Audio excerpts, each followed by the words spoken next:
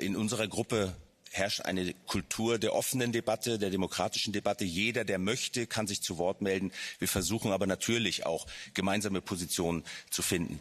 Um die Wogen etwas zu glätten, würde ich gern den geschätzten Kollegen Nowacki zu unserer nächsten Gruppensitzung einladen. Dann kann er sich auch davon überzeugen und er wird auch gerne das Wort bekommen und kann sich dann bei uns an der Debatte beteiligen. Das wollte ich nur gesagt haben. Vielen Dank, Frau Präsidentin. Dankeschön. I need to announce also a small change in the agenda, and that means it's a switch from SOC 720 and INT 990. First will be dealt with, and that's after and with the debate with Margarita Skinas. We swap these two opinions. INT 990 goes first. Dear colleagues, without any further ado, let's start with SOC 737. Maria Vinceva is the rapporteur, and I kindly ask her to present us her opinion.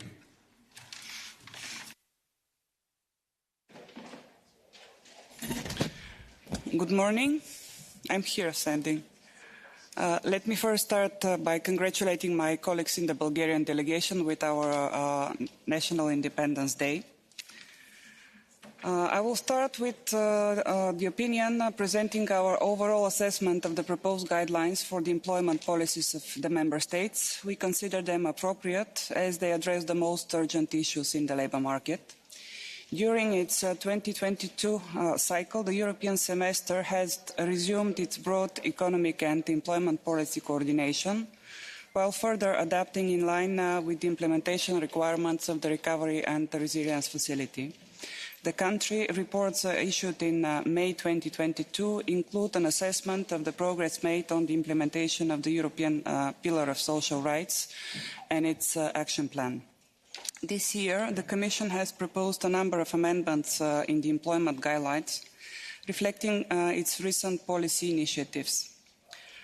The war in Ukraine has exacerbated supply disruptions and increased the geopolitical situation and the uncertainty. The economic outlook in the EU anticipates lower growth and high inflation, especially for this year. The sharp increase in energy and gas prices are putting further pressure on companies and households, which will inevitably affect the ability of some companies to create new jobs and will be a challenge for social protection systems in the months to come, requiring targeted policies to support labour market transitions. We have the labour shortages on the rise again, and that's why we believe that effective measures should be implemented in order to encourage the social partners to work on the skills needs at the national level, with action adapted to individual sectors and local situations. Efforts must be made to lower the inactivity rate. Targeted support is especially important for the long-term unemployed or inactive people. Youth-specific, inclusive and forward-looking policy measures are also crucial to ensure that young people are not left behind. We need a combined action by different policy instruments and measures negotiated by the social partners to reduce in-work poverty. Member States, especially those identified as low performers in the social scoreboard, should be encouraged to facilitate the employers to employ people with disabilities or activate self-employment opportunities where this is possible. With a growing aging population and shrinking workforce, the challenges linked to social security and healthcare systems in the Member States need careful consideration in order to maintain the adequacy and financial stability of the pension systems. These are some of the key messages that we have agreed in this draft opinion. I would like warmly to thank all the members of the study group who participated actively, contributed to the text, so we have a really joint text. Thank you very much. Thank you very much, dear Maria. Next time, of course, and I'm sorry that I forgot to tell you, you are more than welcome to present your opinion here from the tribune. But the floor is now open for your requests. Anybody who would like to have the floor, Cinzia, please. I will speak in Italian. Grazie Presidente, io sono stata Presidente di questo gruppo di studio. Volevo dire che innanzitutto ringrazio la relatrice e anche tutti i partecipanti al gruppo di studio. Abbiamo lavorato in modo molto costruttivo su tematiche che vedono anche posizioni diverse, per cui è stato costruttivo trovare dei messaggi comuni, è stato costruttivo lavorare per trovare dei compromessi, perché è importante che diamo lo stesso messaggio alle istituzioni europee. In particolare vorrei sottolineare la lotta alla povertà lavorativa che si combatte con un mix di politiche, a partire da una politica salariale che consenta una vita dignitosa, i sussidi ai lavoratori e alle persone che si trovano in situazioni svantaggiate, gli incentivi alle imprese necessari ma temporanei e soprattutto da privilegiare le imprese che poi investono in lavoro di qualità e anche nella transizione verde e digitale, una politica fiscale di accompagnamento che possa essere utile e soprattutto sulla formazione la necessità di pianificare la formazione, quindi sempre più necessaria la contrattazione, il dialogo sociale, il confronto tra le parti, perché solo con una programmazione coinvolgendo le parti sia a livello di impresa sia a livello di settore e nel dialogo sociale con il governo per gestire le risorse che ci sono anche a disposizione con i piani nazionali di ripresa e resilienza si possono affrontare tutte queste nuove emergenze che nascono dall'aumento dei prezzi e quindi vorrei dire do il pieno sostegno a questo parere e spero che tutti votino a favore. Grazie.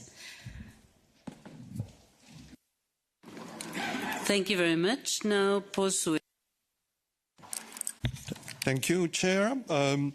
Well, we all know we live in a very uncertain period and are probably heading at a recession with the impact of the energy crisis and the rising inflation. So it's more than ever important, I think, to try to reach a consensus on guidelines for the actions on European level and certainly on the level of employment. So the proposed opinion, I think, is a step in the right direction. It's well balanced. The rapporteur did a great job. And in the study group, I must say, we had an alternating chair with Cynthia and Carlos, and it worked well also because they also played there an important role. And also the other members, with a special mention for those members with experience from organizations dedicated to vulnerable people. So I want to thank them all for the inputs and, encourage you to vote for the opinion. Thank you. Thank you very much. Floor is back to Maria, if you would like to reply. I really would like to emphasize my gratitude to the spirit that we were able to create in this study group and to have this joint text, really joint text, and for the contribution of the colleagues.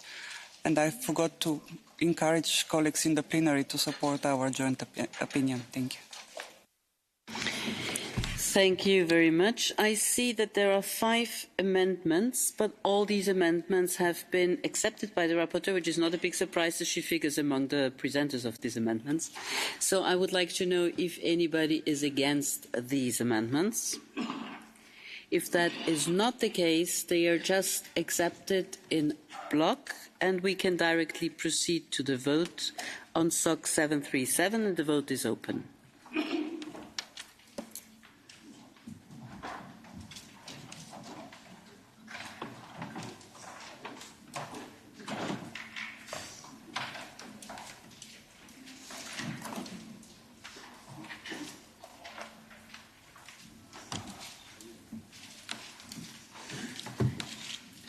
Die Information wurde es an?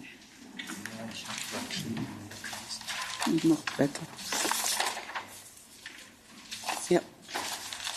And the vote is closed.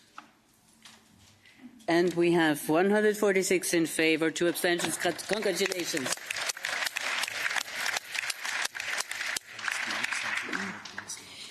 Dear colleagues, we are waiting for Vice President Skinas, but he is not yet here. That's why I suggest that we continue with the points A, O, B. And here I ask you to vote on the appointment of a new borough member, and that's Luis Grabo, to replace Ariane Rodert. So I kindly ask you to really vote on that. I'm sorry, I'm causing now a bit of confusion. It's AOB to replace Madame Rodert by Madame Grabo.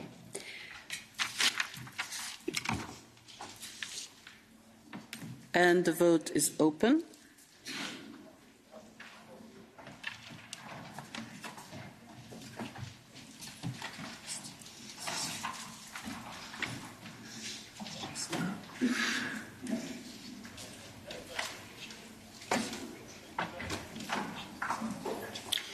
And the vote is closed.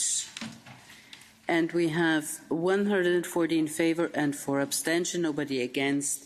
Thank you very much. I continue with the any other business points. Here we have a change in section membership, and I ask for your approval, you don't need to vote, of changes in the section membership. You have all the details regarding this item in the note published in the members portal. And we have, of course, 2 new members from Denmark and from Luxembourg. Mrs. Misselbeck-Winberg will go to the SOC section, Christelle Châtelain will go to ECHO, INT and TEN, and Pierre Boulon would like to switch from INT to REX.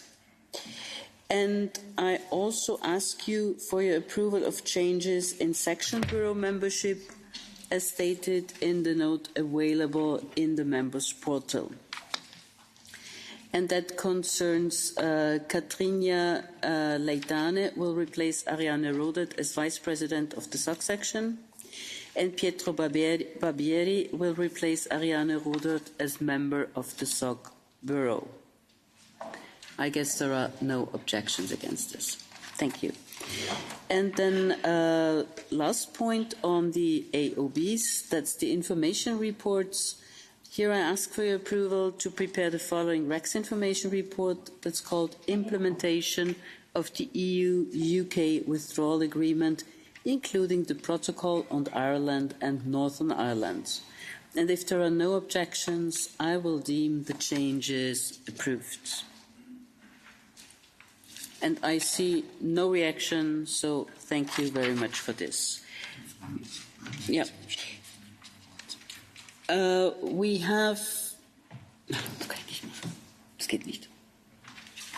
Es gibt eine Diskussion dazu.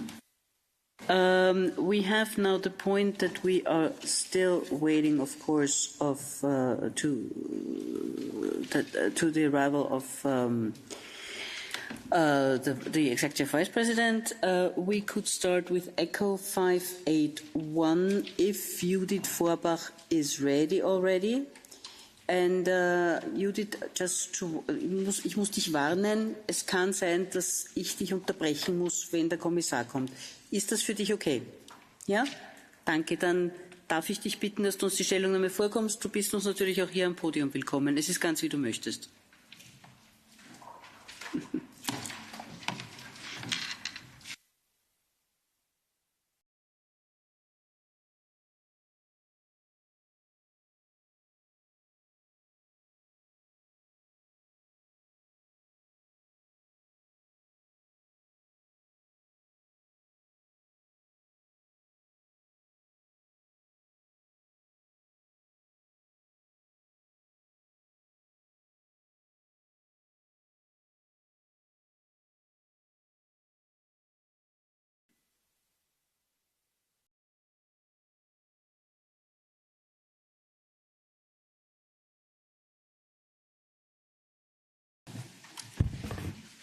So, ich glaube, es funktioniert alles. Ja. Guten Morgen. Für diese Stellungnahme komme ich gerne aufs Podium, weil sie mir besonders wichtig ist. Es geht dabei um die Sozialtaxonomie. Es handelt sich dabei um eine Initiativstellungnahme, die wir vorgeschlagen haben, um sozusagen das Licht wieder auf dieses Thema zu lenken. Dies vor dem Hintergrund, als das in der EU-Taxonomie eigentlich gefordert wird oder vorgeschrieben wird, dass die Kommission einen Bericht zur Sozialtaxonomie vorlegt und der Bericht sozusagen aussteht. Und mit dieser Stellungnahme wollen wir nochmal dieses Thema in die Diskussion rücken. Wobei geht es bei der Sozialtaxonomie? Im Rahmen der Nachhaltigkeit, nachhaltigen Investitionen, im Rahmen des nachhaltigen Finanzwesens ist ein großer Fokus auf ökologische Nachhaltigkeit. Auch innerhalb der EU-Taxonomie, hier geht es eigentlich fast ausschließlich um ökologische Nachhaltigkeit und vor allem um das Erreichen der Klimaziele. Das ist natürlich willkommen, das unterstützen wir selbstverständlich auch in unserer Stellungnahme. Jedoch haben wir festgestellt, dass die soziale Nachhaltigkeit demgegenüber zweitrangig ist, wenn nicht gar untergeht. Und mit dieser Stellungnahme wollen wir sozusagen, wir plädieren für eine ganzheitliche Taxonomie, wo sowohl ökologische, soziale Nachhaltigkeit gleichermaßen berücksichtigt werden. Ja, und in der Studiengruppe hatten wir eine sehr konstruktive Diskussion. Ich habe viel gelernt. Ich bedanke mich bei allen einzelnen Studiengruppenmitgliedern, auch beim Präsidenten. Wir haben wirklich sehr gut gemeinsam nachgedacht und wir waren nicht naiv. Wir haben auch auf Gefahren hingewiesen, die mit so einer Taxonomie verbunden sein könnten und auch natürlich auf die Chancen. Wir haben auch gesagt, wenn die Taxonomie klug gestaltet ist, ganzheitlich gestaltet ist, kann sie einen wesentlichen Beitrag leisten, um sogenanntes Social Washing zu verhindern, also ein Pendant zu Greenwashing. Und sie kann wesentlich dazu beitragen, dass soziale Nachhaltigkeit in Finanzinvestitionen stärker berücksichtigt werden. Was heißt klug gestaltet? Hier haben wir mehrere Kriterien aufgestellt. Es geht zum Beispiel darum, dass während der Gestaltung, aber auch in der Kontrolle die Sozialpartner und die organisierte Zivilgesellschaft eng mit eingebunden werden. Schließlich sind sie auch jene, die das umsetzen müssen und sie sind auch die Stakeholder eines Unternehmens, weil sozusagen die Stakeholder sind Arbeitnehmer, Konsumenten, Konsumentinnen und Gemeinschaften. Eine weitere Empfehlung war, dass man mit einfachen Kriterien beginnt, um das Ganze nicht in Komplexität überborden zu lassen, mit transparenten Prozeduren, die leicht nachvollziehbar sind und dann nach und nach die Sozialtaxonomie weiterentwickelt. Eine weitere Empfehlung war, dass man sich an den Social Development Goals orientiert und vor allem am Ziel 8, wo es um qualitative, nachhaltige Arbeitsbedingungen geht und an der europäischen Säule sozialer Rechte. Und wir sagen, die Menschenrechte und die sozialen Arbeitnehmerrechte müssen Bestandteil einer sozialen Taxonomie sein. Wenn diese und Judith, vielen Dank. Zeit ist aus. Ja. Hast du noch einen Satz oder war's das? Das war's im Wesentlichen und ich ersuche um Unterstützung der Stellung. Danke. Mr. Kupčić, please. 2 minutes. Thank you, Madam President, and thank you, Judith, for your great work. Indeed, as a member of the study group, I was very glad to see a huge amount of cooperation and attention to details, attention to the way we work, and I would also like to thank other study group members for what we did in the end, because that report is quite important. It is definitely a step in the right direction. The financial industry awaits start of that dialogue on social taxonomy, because there is a demand and there is a supply of sustainable financial products in the market. And unless we get it right, unless we get clear classification, clear taxonomy on what is considered social, we will not, unfortunately, be moving in the area of sustainable investments. So congratulations, Judith, and thanks for this opportunity to be part of the team. Thanks.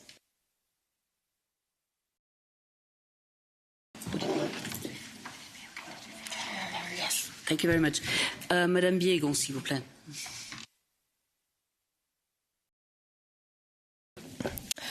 Yes, thank you for giving me the floor. Die Stellungnahme behandelt ein wichtiges Thema. Es geht im Wesentlichen um eine soziale Flankierung des Green Deal.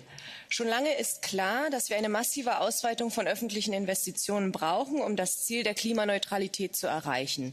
Daneben brauchen wir aber auch eine effektive Mobilisierung und Kanalisierung von privatem Kapital, um die Ziele des Green Deal zu erreichen. Mit der ökologischen Taxonomie wurde bereits ein Instrument verabschiedet, um nachhaltige wirtschaftliche Tätigkeiten zu klassifizieren und privaten und öffentlichen Investitionen die richtige Richtung zu geben. Doch die Taxonomie bislang krankt daran, dass sie auf dem sozialen Auge fast blind ist. Gesellschaften und ähnliche, die zunehmend auch die Daseinsvorsorge als Geschäftsmodell entdecken, eine Taxonomie gemacht, und die Kommission ist verpflichtet, darauf zu reagieren. Wir warten im Moment auf den Bericht der Kommission, und ich hoffe, dass die Kommission das starke Signal wahrnimmt, das wir mit dieser Stellungnahme senden, für eine soziale Taxonomie, die den Namen auch verdient. Vielen Dank. Thank you very much. A very short reaction from Judith, because Executive Vice President Skinas kindly agreed that we can finish with that opinion. Please, Judith. Ja, vielen Dank. Besser könnte man es nicht ausdrücken, wie es in den beiden ergänzenden Wortmeldungen gemacht wurde. Ich ersuche um die Zustimmung zu unserer Stellungnahme. Vielen Dank. Vielen Dank. There are no amendments, which means that we can put ECHO 581 directly to the vote, and the vote is open.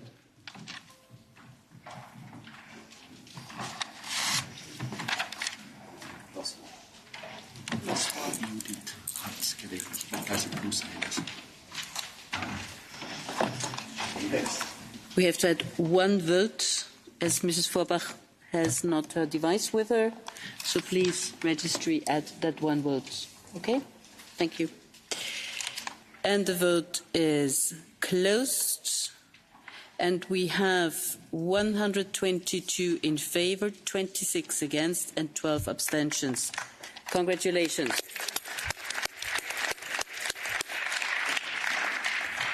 Dear colleagues, it's now a real great honour that I have dear Vice President Skinas de Margaritis with us. It's really an honour to welcome you for this debate, and I thank you very much for being with us. Your presence here today to talk in particular of the future of health in the European Union is really timely. In the last 2 years, we've experienced two major crises that affected our health and care systems: the COVID-19 pandemic and the war in Ukraine. The pandemic has disproportionately hit older people and those with underlying health conditions. It has also exposed pre-existing health systems, hence all the efforts made to make the European Union more resilient and prepared for any future threats that I welcome.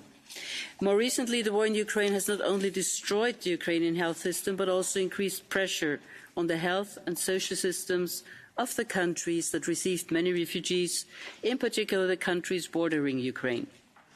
The European Economic and Social Committee has worked extensively on the topic of health in recent years, and I would like to share a few recommendations with you that are most relevant when we envisage the future of our health policies.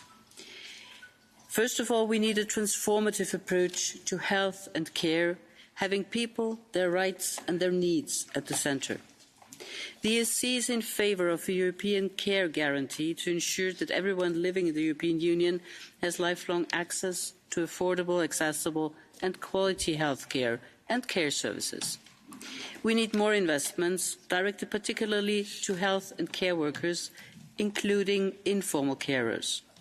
And we need to improve their working conditions, their social recognition, and provide them with dedicated training and lifelong learning programmes. At the same time, because of the increasing digitalisation of our societies, we strongly support the establishment of a common European health data space as an integral part of building a European health union. For us, digital transformation is crucial to provide better and modern healthcare to citizens and make health systems stronger and more resilient.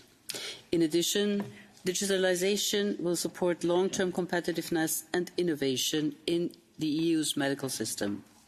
Nonetheless, such a digital transformation needs to be accompanied with guarantees to protect the sharing of data.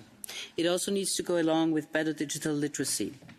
This can be done by investing in training and education so that everybody can make full use of the new technologies. Dear Vice President, the pandemic and the war have clearly shown the need for the EU to act with solidarity in a more coordinated way at the European level. That's why we welcome and support the various initiatives that you adopted for a European Health Union. In this respect, we would like to ask for even a greater involvement of civil society and reiterate our support to the broadening of EU competences in health. It is also a need felt by a majority of people in the European Union. Dear Vice President, we are very happy to listen to you. Please, you have the floor. Good morning, everybody. Dear President, dear Krista, honourable members of this committee, ladies and gentlemen. It is only 4 months since I last participated at the work of your committee back in May. I'm very glad and privileged to be again with you. And I'm quite honoured because I think I hold the indisputable record of appearances in front of your committee amongst my colleagues. True. The President confirms this. Let me today start this introduction with a look at the broader geopolitical horizon around us before we delve into the meanders of EU health policy. I think it's now beyond any doubt that Europe is living historic and dramatic times. The scourge of war is back at our doors. A deluge of fire still keeps falling on Ukraine, destroying livelihoods, families, infrastructures, and whole communities. As Ursula von der Leyen said a few days ago in Strasbourg in her State of the Union speech, this is not only a war unleashed by Russia against Ukraine. This is a war on our energy, a war on our economy, a war on our values, and a war on our future. This is about autocracy against democracy. And in this war, events yesterday night, both in Moscow and in Tehran, show that democracy should not be considered as an easy target from autocrats. Actually, democracy is much stronger than its enemies.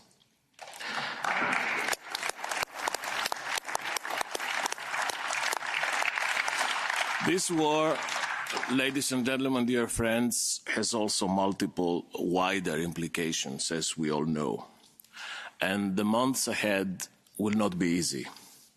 But today, and I would say more than ever before, Europe and the democratic West stands united. United alongside our Ukrainian friends before the Russian invaders, united as a family. This is our strength. This is what enables a determined response. And this is not only words, it is action. Concretely on health, which is the subject matter of our encounter today, the implications of Russia's invasion are enormous. For Ukraine, of course, but also for the entire European Union. As you probably know, from day one, we are providing medical equipment, supporting healthcare at the borders, transferring patients across EU hospitals. The whole European Union is mobilized in full solidarity. I know and would like to commend you on that many of you, employers, trade unionists and civil society representatives, are also heavily engaged in this solidarity process. We are truly grateful for your commitment and for your work, which we find inspiring and fully complementary to our own management in the crisis. Dear President, dear members, let me now come to the lessons learned within the European Union from the pandemic. The war in Ukraine, under no circumstances, should make us forget another reality that we are facing collectively as Europeans, namely that the COVID-19 pandemic is not yet over. While the situation is clearly now manageable, the evolution of the variants of the virus is unpredictable. High levels of vigilance and investment in health security must remain crucial. I welcome the opinion of your committee, issued back in July, on the pandemic, expresses converging union with the heads of our own efforts on the need for continued work on this front. You also, on your opinion, emphasize the importance of vaccination, and rightly so, as one of the key pillars of prevention. The development of COVID-19 vaccines and the European strategy for authorizing, paying, and delivering it across the continent can be considered a scientific triumph and a European success story. The way vaccines reached citizens at the same time, on the same conditions, regardless of citizens' socioeconomic conditions or place of residence, this is a major European success. A success that has not been highlighted sufficiently, but I'm sure that people know. The pandemic has taught us many lessons on what works well and on what works less well when it comes to managing health crisis at the European level. Along these lines, on September the 2nd, the Commission adopted a communication urging Member States to put the necessary measures in place to help minimize the next COVID-19 wave for this autumn and winter. But at the same time, alongside our prevention efforts, other health threats have been emerging. Many of you are also involved in dealing and managing the surges of hepatitis and monkeypox. In all this collective EU management of health threats, complacency is not an option. Now is the time to act. Words are not enough when we discuss health policy, and I count on your committee and your work to be a key actor in this field. Let me now come to what came to be known as the European Health Union, which is an effort to create a new regulatory ecosystem beyond managing the pandemic and health threats. This European Health Union is in fact our response in bridging the expectations gap between a rather weak legal basis in the treaties when it comes to health policy and the thirst and hunger of our citizens who demand a meaningful, comprehensive European health policy. Europe needs structural changes in the way we decide and deal with health. And this is the whole purpose of this new galaxy, the European Health Union, with the different planets aligning in the right direction. An obvious strand of work is to make our health agencies at the European level more efficient and better equipped to deal with health crises. We do not want our agencies to be some sort of ex post respondents to the situation. We want them to be proactive, be able to ring the alarms on time and show us the way of reacting. For this precisely, we have substantially strengthened the mandates of the European Medicines Agency and the European Centre for Disease Prevention and Control. We have also created a new structure, HERA, the EU Health Emergency Preparedness and Response Authority, which is the European equivalent of the US BARTA. And the aim of HERA is to ensure readiness and the deployment of countermeasures while we face health emergencies. Another strand of work is to reinforce our regulatory and legal framework with more effective rules to govern preparedness, risk assessment, and early warning. This work has also been completed and legislated. And finally, we have also been able to devise, for the first time ever, a comprehensive new structural instrument in the EU budget, EU for Health, the first and most ambitious ever EU programme for investing in health with an overall budget of 5 billion euros. All this is important, but it is not enough. We need to do more, and we need to do more and better if we are to stand up to our commitment to protect our citizens' health and grow stronger together as a union. And on these additional measures, let me highlight 4 ongoing strands of important work. First is medicines and pharma. A key objective for the European Union in the next months would be to secure a strong and resilient pharmaceutical sector in Europe. That is why we will come with an important package of legislative initiatives to modernize our pharmaceutical legislation, which is 25-30 years old. The objectives are clear: promoting affordable medicines for all, but also at the same time ensuring that our European pharma industry remains innovative and competitive, a world leader as it stands. These 2 objectives are not antagonistic. On the contrary, both are possible, and we should strive to make them a reality. Second strand of work, cancer. We will continue delivering on our firm, unwavering commitment to beat cancer as Europeans. Other than the EU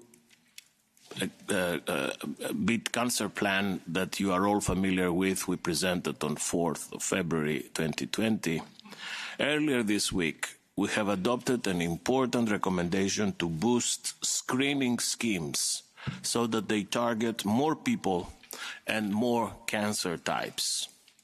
We know well that sooner cancer is detected, it increases treatment options and saves lives.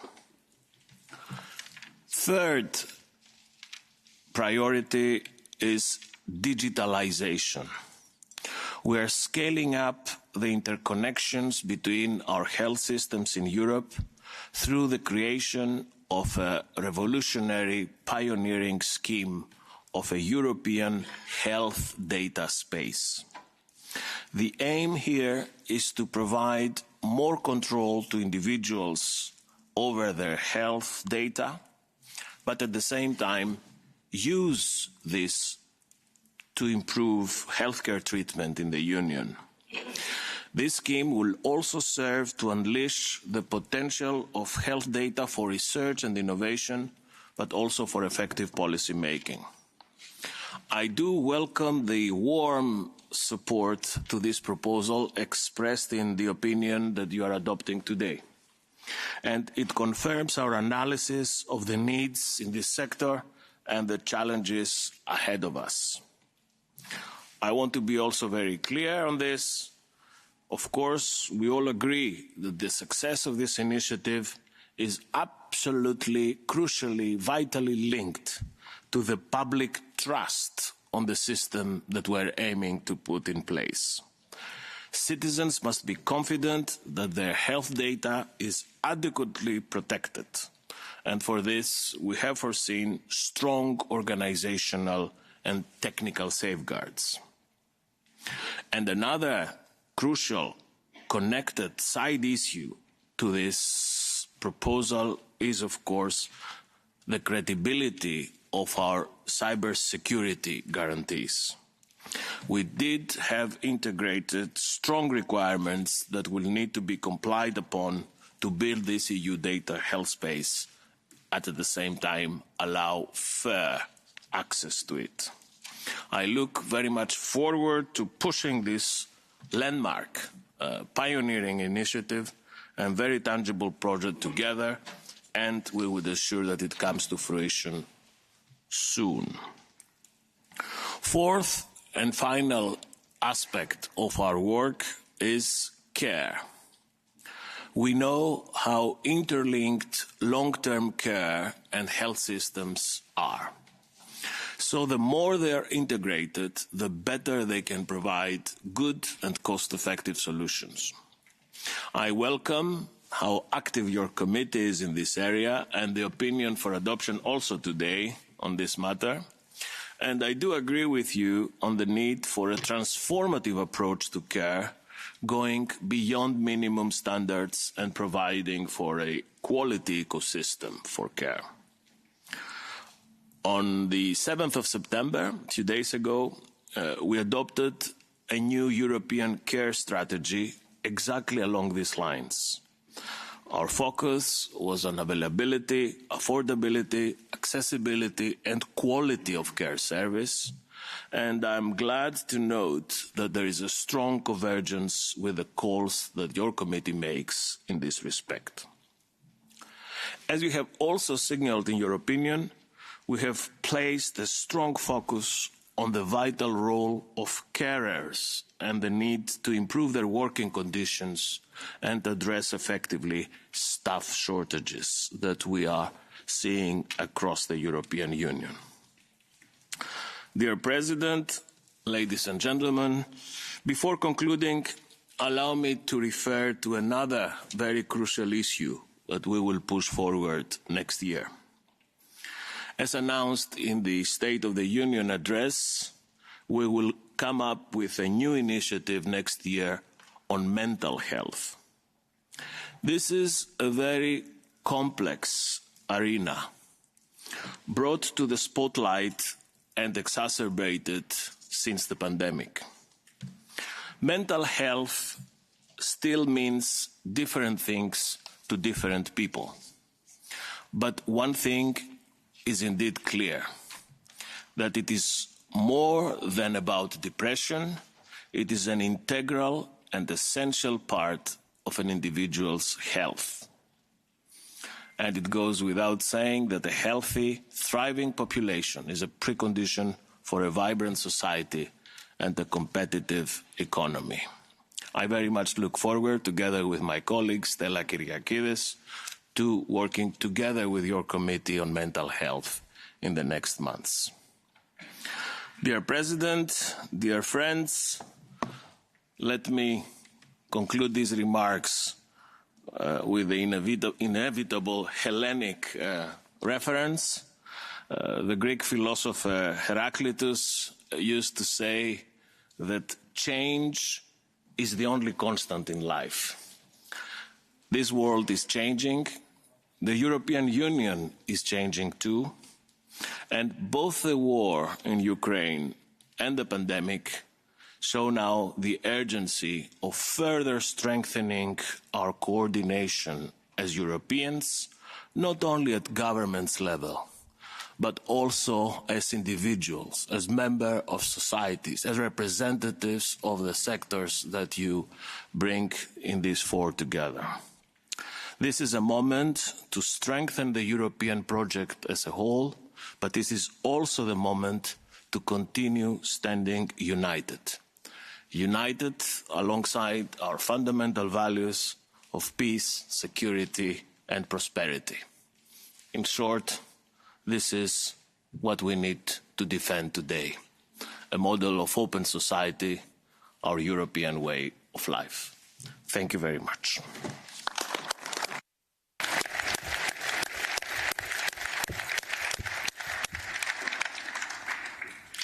Thank you very much. We proceed now to the first opinion, the presentation of this one, and Lobo Xavier. Gonzalo, you have the floor.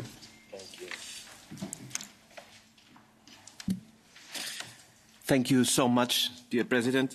Dear Vice President, Kalimera. I will speak in Portuguese in the first minutes, but then I will change for Portuguese.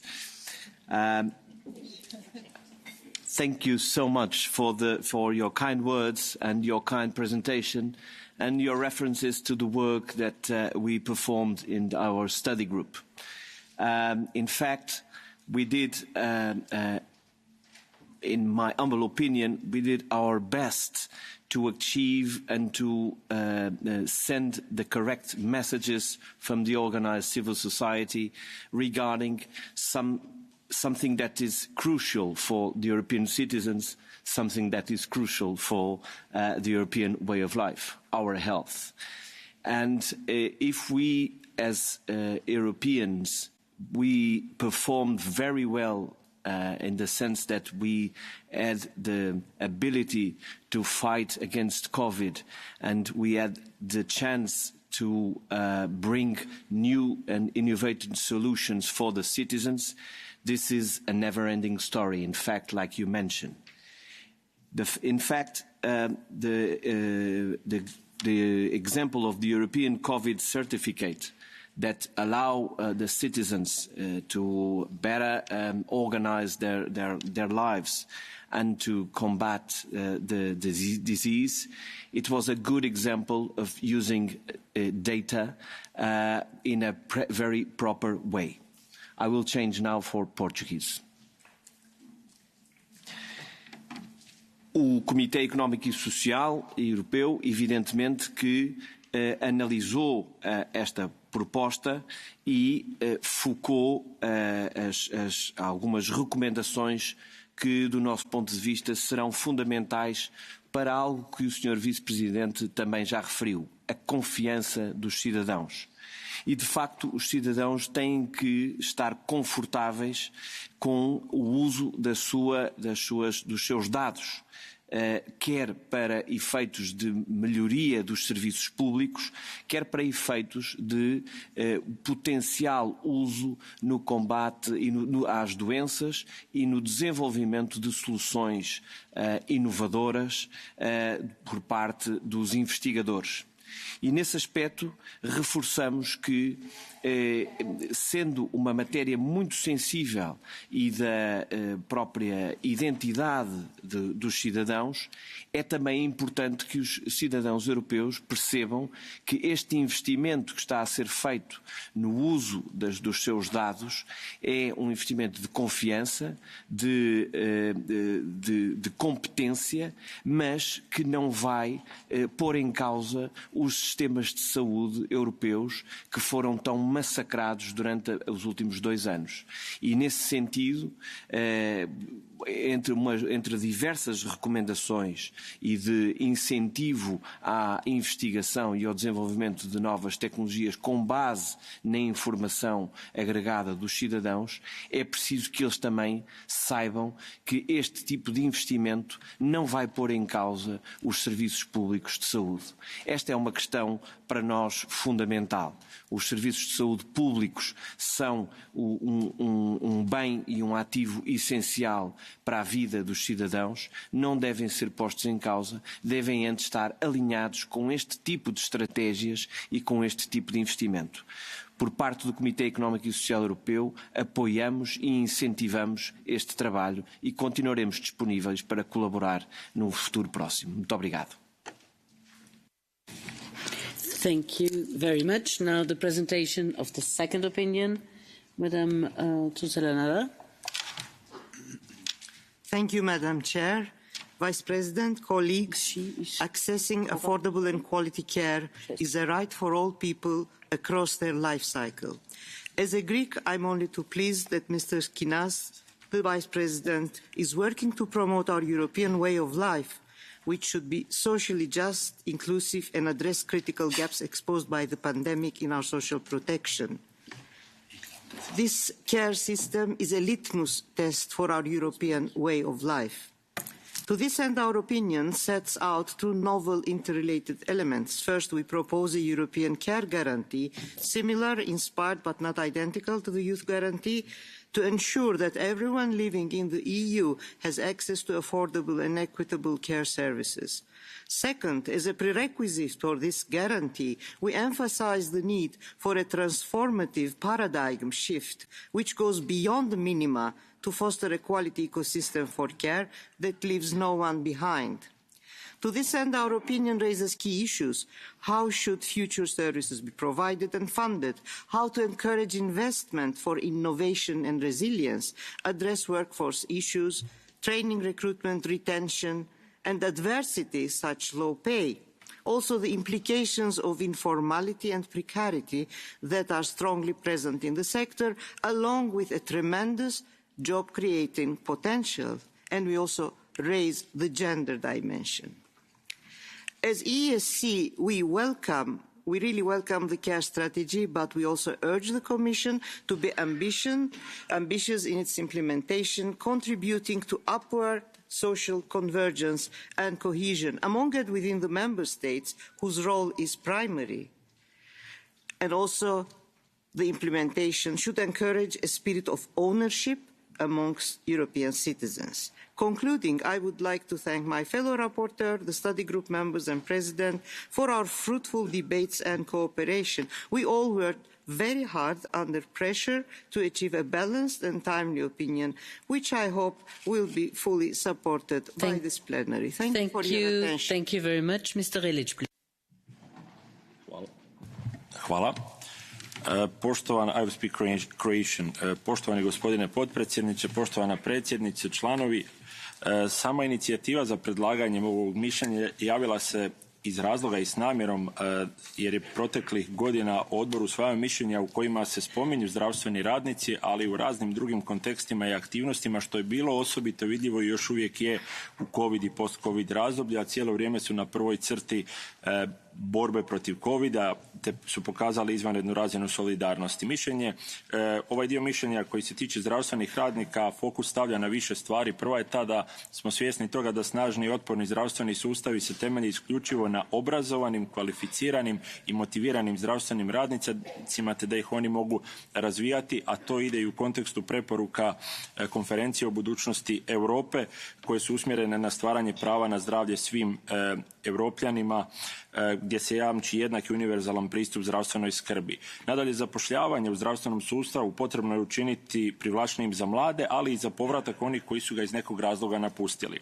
Kvalitetno i pravovremeno planiranje zdravstvene radne snage ključno je za dugoročno funkcioniranje svih zdravstvenih sustava, a treba biti odgovornost vlada pojedine države te se provoditi primjenom multisektorskog pristupa.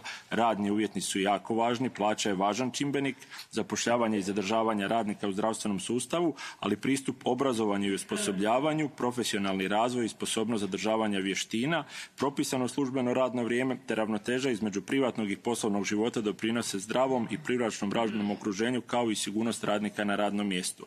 Nadalje, što se tiče mobilnosti, ako postoje asimetrični tokovi u pogledu mobilnosti, valja uložiti napore u uspostavu mehanizama za postizanje ravnoteže kojima se postiže razmjena povoljna za sve strane. I posljednje, ali ne manje važno, kvalitetno obrazovanje iz područja leadershipa i menadžmenta trebalo bi postati dio nastavnog plana i programa svih zdravstvenih profesija. Hvala vam. Thank you very much. We continue now with the general debate, and the first on my list is Mr. Kokalov.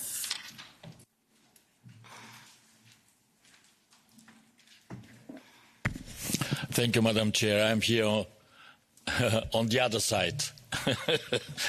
Thanks a lot for giving me the floor. Kalimera, Mr. Vice President.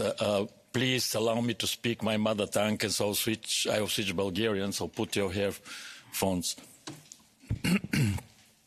Благодаря за предоставената ми дума и аз като моята колежка от първа група искам да използвам възможността да честитя празника, националния празник на всички българи, на независимостта.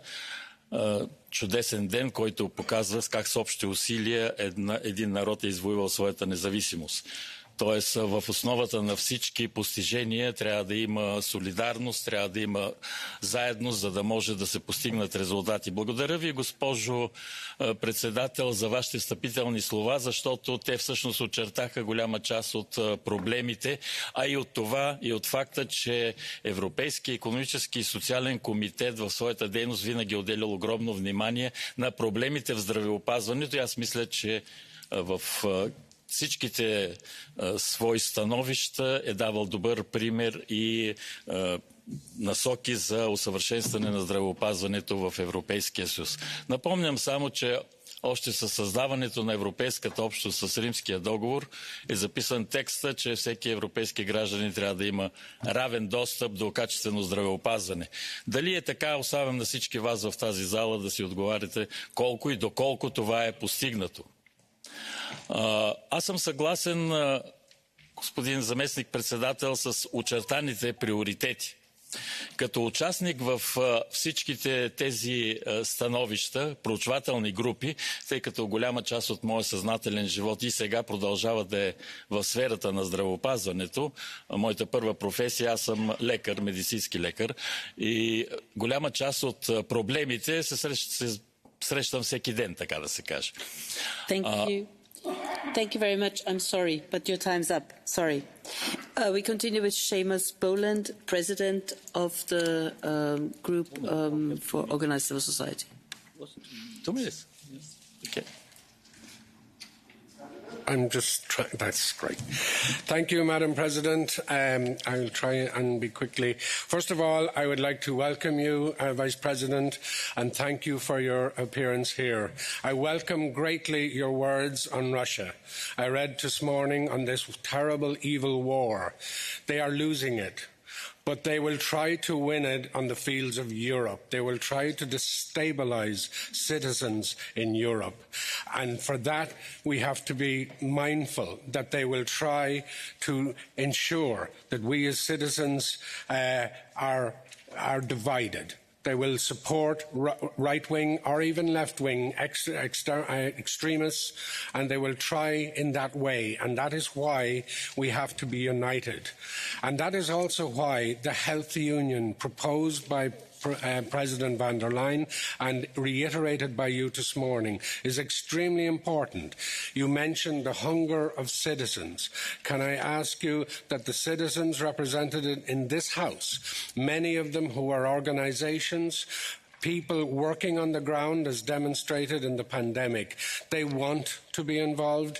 They know what is necessary to make care a reality for people. And I would ask you to elaborate, if you can, in your response on that issue.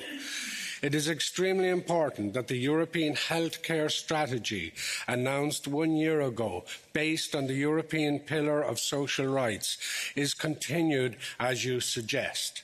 Yes, there are inadequacies, as you pointed out, that we must learn from in the pandemic. And those inadequacies need to be tackled strongly in the framework of the health union.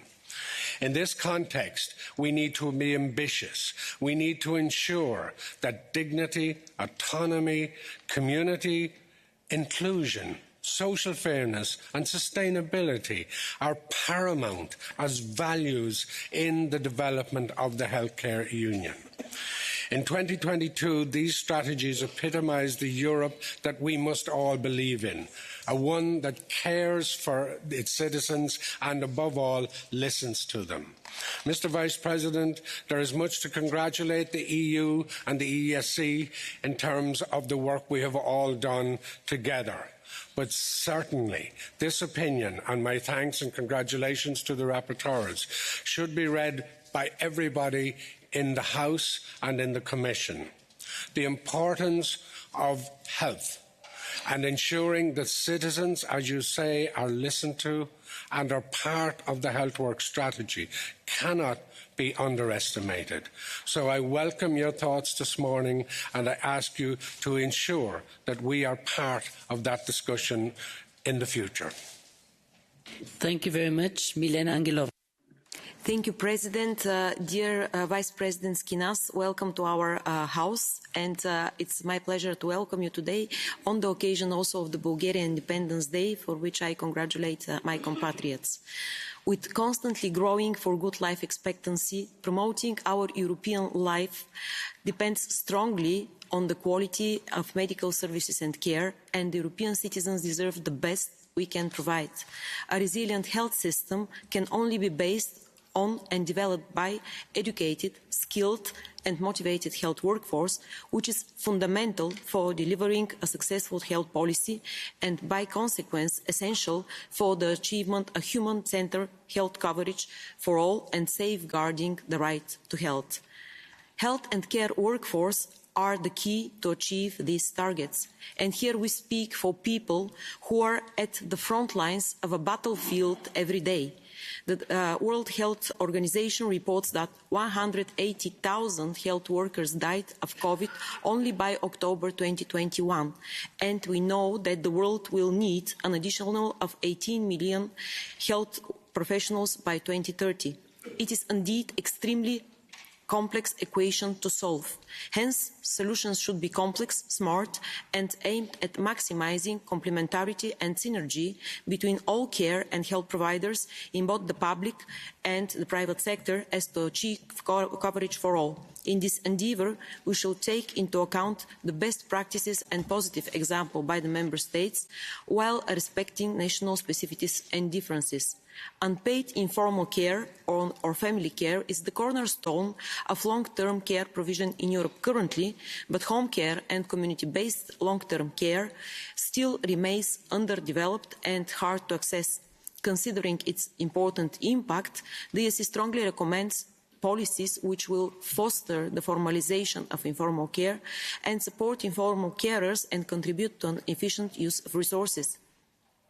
Only engagement of all stakeholders in a positive collaboration can find ways for improving well-being of high clinical specialists and caregivers and can contribute to ensuring sustainable work ecosystem for health and care workforce. At the same time, it's important to develop clinical and academic career pathways for doctors and nurses and to clearly define the principles of the possible transfer or combination of skills and tasks. There is a need to coordinate institutions that train the health workforce to respond appropriately to the needs of the national healthcare systems through timely corrections to enrollment rates and curricula. To increase effectiveness and efficiencies at work, we have to fully deploy the digitalisation potential, as rightly pointed by you, and to reduce undue paperwork for care workers and applying the best achievements of smart regulation. Health workforce management must be considered a strategically important activity and must address all phases of the life cycle of professionals, from recruiting future students to employing retirees. Talent package proposal is also a step into the right direction for attracting human resources to Europe. At the same time, the Member States must implement ethical recruitment policies. Recruitment of professionals from abroad should not be considered a simple means of mitigating the shortage of domestic health personnel. Where there are asymmetric mobility flows, efforts should be made to create balancing mechanisms that work toward win-win exchange.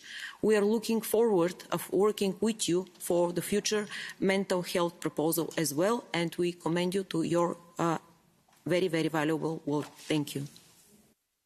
Thank you very much, Milena. Sophia Reisek, bitte. Thank you very much. Obviously, there is a broad consensus that common standards in health and care need to be improved and applied across the European Union. However, and this is my message to you, Vice President, I think we also need to ensure that these standards are actually complied with, and therefore we need a proper monitoring, and the inspectorates, the public authorities need sufficient capacities in order to ensure these standards in the European Union. To give you two examples, and the first one I won't go into detail because it's been in the media in the past few months all over, is a French multinational company in the care institution, and I think this really shows what kind of problems come along when profits are made on the backs of clients, of people that are needing care, and on the backs of workers in the care sector. The second example is a real-life example from a hospital in Germany where staff was scarce and where the night shift was truly mismanaged. And the one nurse in office that day was not able to lift a person on her own, which led to the situation that a patient had to lie on the floor for a whole night until the new shift arrived and two people were able to lift him back into bed.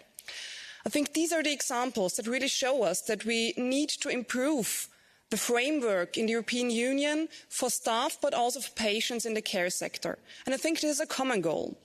However, in the political debate in the past few months, we have seen that there is a demand that this must not lead to any additional administrative burden or excessive paperwork. And of course, we always have to take care of this. But I'd rather fill out an additional form or have a preventive additional checkup and improve the health standards and make systems more resilient than tying progress in the health system to the condition of not increasing paperwork or administration. Thank you. Thank you very much. Mrs. de la Iglesia. Muchas gracias, presidenta. Y muchísimas gracias, vicepresidente, por sus palabras. Yo participo en el grupo de trabajo del Espacio Europeo de Datos Sanitarios y me gustaría incidir en algo. Por supuesto, desde el comité apoyamos este proyecto. Es un proyecto muy bonito, pero habría que empezar la casa por el tejado. Perdón, al revés. Estamos empezando la casa por el tejado, si me permite. Lo primero que hay que reforzar es el sistema sanitario público, porque hay muchos Estados miembros que no se han recuperado después de la pandemia. Lo primero, para compartir datos hay que recibir atención médica. Si no recibimos esa atención médica, difícilmente podemos convencer a los ciudadanos a que compartan esos datos. Eso en primer lugar, para recuperar la confianza, que es una palabra que pivotaba todo el tiempo en las reuniones que hemos tenido. Y en los 14 segundos que me quedan quiero decir que también los estados tienen hay un gap digital y tienen diferente conocimiento los usuarios de cómo manejar la informática y la digitalización, con lo cual es el segundo paso, reforzar la atención médica y alfabetización. Gracias. Gracias. Lech Bilawski. Dziękuję. I will speak Polish. Dziękuję bardzo, panie komisarzu, za pana podsumowanie kontekstu, który towarzyszy dzisiejszym wyzwaniom związanym z Europejską Unią Zdrowotną. Razem rzeczywiście możemy więcej i to pokazaliśmy. To pokazał COVID, wspólna reakcja, ale to pokazało też funkcjonowanie tych instytucji europejskich, o których pan mówi i na których barkach dzisiaj spoczywa bezpieczeństwo zdrowotne Unii. Trzeba te agencje wzmacniać, trzeba wzmacniać ich kompetencje. To jest niesłychanie istotne.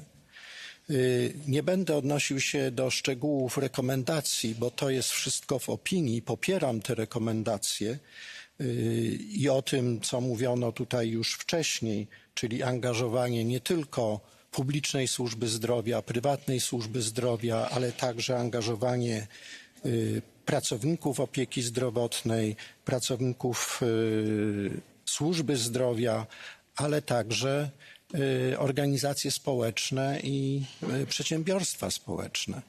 Jestem przewodniczącym Obserwatorium Rynku Pracy w EKS-ie i analizowaliśmy rynki pracy o najniższych wynagrodzeniach, między innymi te związane z opieką długoterminową. I mieliśmy kilka bardzo dobrych przykładów rozwiązania tego problemu, kiedy to współfinansowały finanse publiczne taką opiekę i zysk był podwójny. Z jednej strony dobra opieka nad chorymi czy potrzebującymi opieki, z drugiej strony rodziny, które uwalniały swój potencjał na rynku pracy. Mówił pan komisarz o kwestii silnego sektora farmaceutycznego. Nie sposób tu pominąć kwestii produkcji w Europie substancji czynnych do produkcji leków. Nie będziemy mieli silnego sektora farmaceutycznego bez własnych substancji czynnych i to jest rzecz, na którą trzeba zwrócić uwagę. Oprócz tych priorytetów, o których pan komisarz mówił, uważam, że trzeba też zacząć walkę ze złym modelem zachowań, ze złym modelem naszego europejskiego stylu życia, gdzie dominuje niezdrowa konsumpcja, brak sprawności fizycznej i eliminowanie osób starszych z rynku pracy. Dzisiaj był komunikat na temat sytuacji w Niemczech, gdzie gwałtownie rośnie liczba osób chorych na demencję albo Alzheimera. To jest efekt także wcześniejszych emerytur, wcześniejszych odejść z rynku pracy, bo ci ludzie zostają nagle bez wyzwań, które tak są potrzebne dla zachowania kondycji zdrowotnej. Popieram pana głos i koncepcję. Thank you very much, Lech. Now over to Oliver Röpke. Yes, good morning, Vice President. Also on behalf of the Workers' Group, I really would like to welcome you here to our plenary session, and let me say that I welcome very much your statement and on the state of play of this horrible war against Ukraine, but also on the importance of a comprehensive European health strategy. I fully endorse and support this. I would like to congratulate also our three rapporteurs, Zoe, Danko and Gonzalo, for these important opinions, which really deserve a broad support here in this House. Commissioner, I would like to mention 2 points because there's a limited time, but I think the opinions contain several important recommendations. But one really crucial one is the idea of a European care guarantee to ensure that everyone living in the EU has lifelong access to affordable quality healthcare and care services, as well as promoting decent working conditions. I think this would be an important milestone to implement the promises of a European health union and to respond to the demands of the European citizens. It would also gain trust of citizens in European solutions. The European care strategy was keenly awaited by a wide range of civil society actors in order to implement the European Pillar of Social Rights, and the reactions have generally been very, very positive. I welcome the recognition of care workers' difficult working conditions and especially the importance of collective bargaining and involving the social partners. In this respect, I would like to ask you about the current state of play regarding the establishment of a new EU sectoral dialogue, social dialogue for social services. I think this is absolutely crucial if we want to give the importance to this care sector also regarding the social dialogue, because I think the social partners are clearly committed to it, and I hope the Commission will take also the necessary steps. Thank you very much. Thank you. Christoph Ballon. Thank you, President. Dear Commissioner, yesterday we've adopted practically unanimously an opinion on co-creation of services of general interest, among them, of course, health and social services, by citizens and by their organizations as a pillar of the participatory democracy in the European Union. I was the rapporteur, Thomas Katnik was co-rapporteur, but it was yesterday already. So we are asking in that opinion the Commission to deliver a working document as a toolkit for such a co-creation, because it is also a part of our European way of life, the co-creation of services of general interest. Furthermore, we will set a forum to exchange ideas and best practices with civil society organizations, social partners and academia. So we are really looking forward to the further cooperation with the Commission and probably with you too in this field. Thank you very much. Thank you, President. Thank you very much, Christoph. Jack O'Connor, please. Madam President, Vice President Shinas, good morning. I want to welcome both of the opinions, but in particular the proposal for a European care guarantee, which is outlined in SOC 720, which people cannot be left on their own. There is a need for a highly developed public infrastructure of care. The issue is too important to be left to the vagaries of the market, which will inevitably result in a race to the bottom to a lowest common denominator level of care. Last year's Eurofound survey on wages and long-term care and other social services demonstrating that wages in this sector were 21% below average across the Union makes its own statement and underlines the urgency of promoting collective bargaining in this sector. And I urge you, Vice President, to apply your attention to this. Thank you.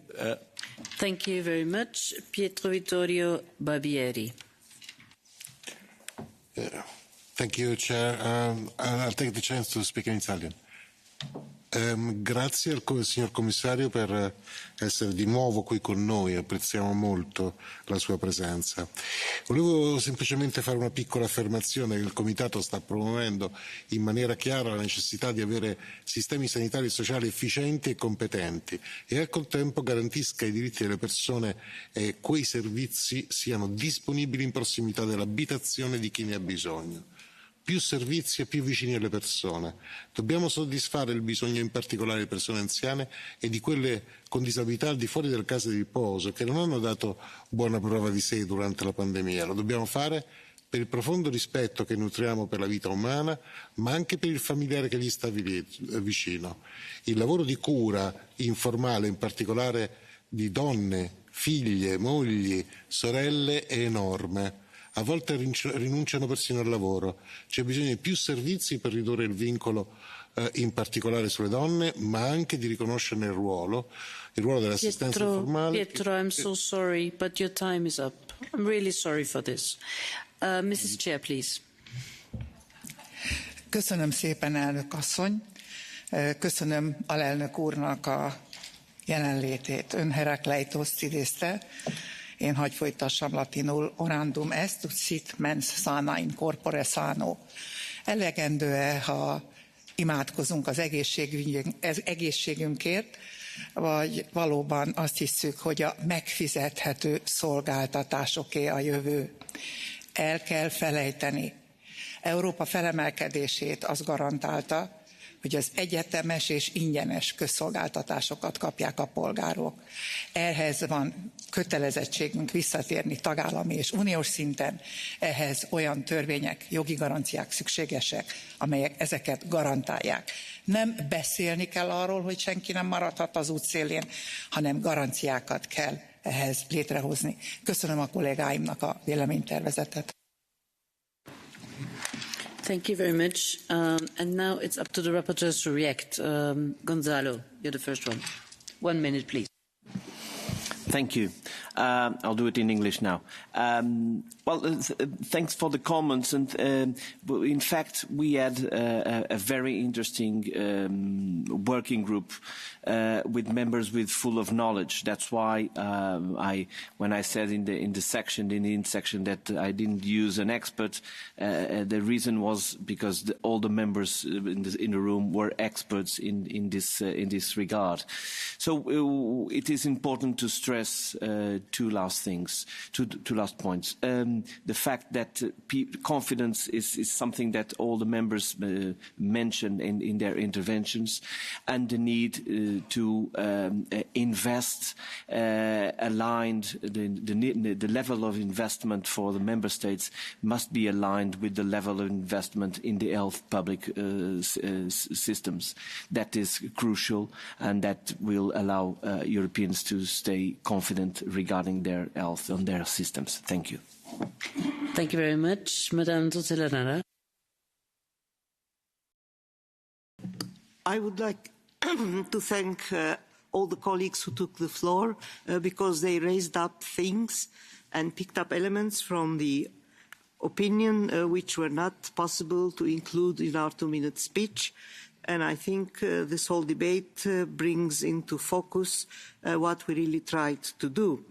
I would also like to thank the Vice President, my compatriot, for being here with us and for laying out the particulars of the strategy that I think will really help European citizens take ownership of this care strategy and also increase a sense of trust, which many colleagues here underlined as an important element for the success of the implementation of the strategy. Thank you very much. Mr. Elit. Poštovana gospođo predsjednice, poštovani svi, evo, ja bih se zahvalio svim kolegama, kao što je kolegica Zoe rekla, spomenuli su ono što mi nismo uspjeli možda u našem mišljenju, jer je bilo spojeno mišljenje, dakle 2 mišljenja u jedno, zato i jesmo oboje izvjestitelji. Zaključno bih rekao da sve ono što je gospodin potpredsjednik spominjao, od rata u Ukrajini, covid krize, institucija, inicijativa spomenuti koji se donose na razini Europske unije, prioriteta koji su fantastično detektirani i na kojima će se raditi u narednom razdoblju, zdravstvene skrbi, dakle ništa od toga nema ako nema ulaganja i brige za ljude, za zdravstvene radnike koji moraju biti na prvom mjestu u svim kontekstima, u svim zemljama članicama, a onda ćemo ulagati sve ono što je nužno, zgrade, opremu, ostalu infrastrukturu, lijekove koje sam zaboravio možda prvo nakon ljudi. Dakle, prvo nam uvijek moraju biti ljudi. Hvala vam. Thank you very much indeed. And now it's my great pleasure to ask Vice President for his remarks. Thank you all for this enriching debate, and also to the President for her iron control of the proceedings. Let me conclude my remarks with 3 blocks of issues, 3 blocks of remarks. First, on the overall situation around us. In the last 2.5 years since this Commission started, many things have happened in the continent, many things have changed. But if there was to be one single sentence that encapsulates a bit what happened, I would be tempted to say that this sentence would look like something like the era of Europe's innocence is over. There was a certain naivete in our thinking as Europeans before these 2.5 years. We were somehow under a collective illusion that the world around us would be nice to us, as we are essentially nice to the rest of the world. But then many things that we were taking for granted started to collapse in front of our eyes. It took a pandemic to realize that we do not manufacture masks anymore in the European Union, that we do not have ventilators, that our raw materials for pharmaceutical industry is elsewhere. And we thought that was okay, because we could import cheaper than have our own resilient systems within the European Union. Another illusion, it took a war to realize that it was an illusion to think that our energy providers would honor their commitments to the best and biggest regulated market in the world. We were not thinking that they were going to weaponize energy to hurt us. Well, they did. And not only energy, some of them migration too. So this awakening, if I use this term, showed us very clearly that the era of naivete and innocence is over for the European Union. We have to be more alert, more assertive, more autonomous, and more resilient. And many of the things we've done in the last 2.5 years are precisely to respond to this quest for resilience and autonomy. And there are other two words that prove to be necessary to be able to deliver resilience and autonomy. And these two words are speed and unity. Mm-hmm. And both in the pandemic and so far in the war, speed and unity were of an unprecedented scale in the EU action. Unprecedented scale. This speed of unity is what enabled us to bring our inner strength to the surface. This speed and unity enabled us to buy the vaccines, implement the biggest vaccination program in the history of mankind, to have the biggest recovery and resilience instrument based on the EU budget, not on individual member states' debt. That was what led us to invent, create and implement the mobility certificate. This is what keeping us together in the war. So the second block of remarks is that if there is a policy area where this quest for resilience, autonomy, speed and unity is more present than ever before, this is health policy. Because there we also had an additional disadvantage. I mentioned it in my opening remarks, which is the asymmetry between what people expect from Europe on health is not just a policy. Health policy in Europe is who we are as Europeans. This is part of our way of life, of the model of society we stand for. This is the anthropocentric way that Europe goes about education and health, that we have many, many differences. But when it comes to certain things we do agree as Europeans that we need to have efficient, universal, effective and free health and education for all. And I agree that this is not an issue of words. It has to be an issue of resources, an issue of commitments, an issue of content, not verbosity. Third area of issues that responds to many of the points raised on the role of your committee. This cannot be done by the Commission alone. And it cannot be done by governments alone, by the way.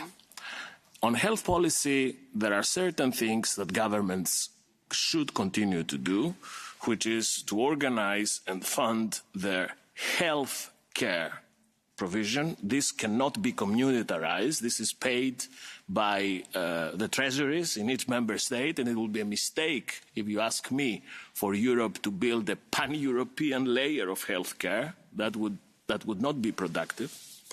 But on the rest, there is a European dimension on health policy which is crucial, which is facing health threats, preparing for emergencies, reinforcing the trans-border elements of health policy, building solidarity mechanism, learning from each other, building the health data system, all this that we have been discussing this morning, and I want to reiterate once again my congratulations to the three rapporteurs for the excellent work. On the specific, and I will end with that, request for more involvement of this committee to health policy, you are preaching to the converted. I'm here. I was here already 8 or 9 times, and I will continue to come. But let me also, since we now have a more closer relationship, address a number of recommendations, if you like, of how better to structure this cooperation in the future. In my view, the committee would be a valuable partner in these new areas of work, because you bring into the system the economic and social vectors of society. You know actually society much better than anybody else. I guess more than governments, you know how society works. So when it comes to new major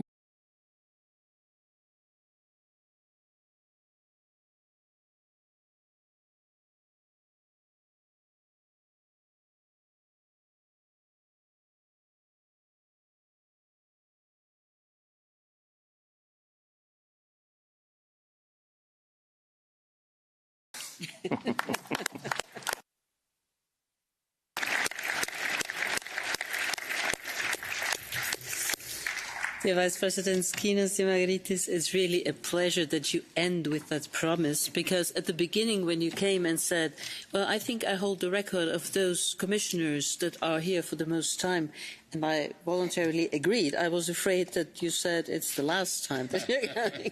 So I really highly appreciate your promise to come back.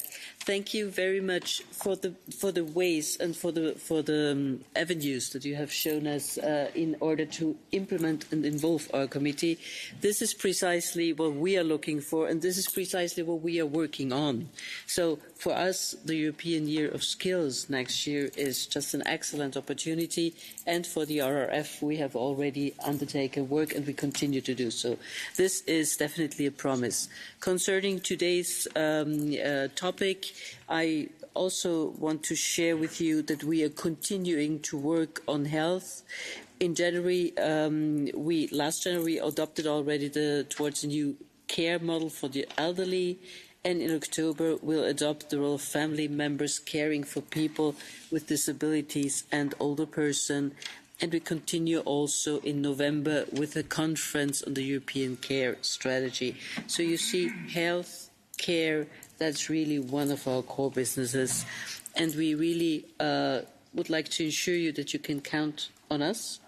And we are happy to work together with you and your colleagues in the European Commission on these topics. Thank you so much for being with us.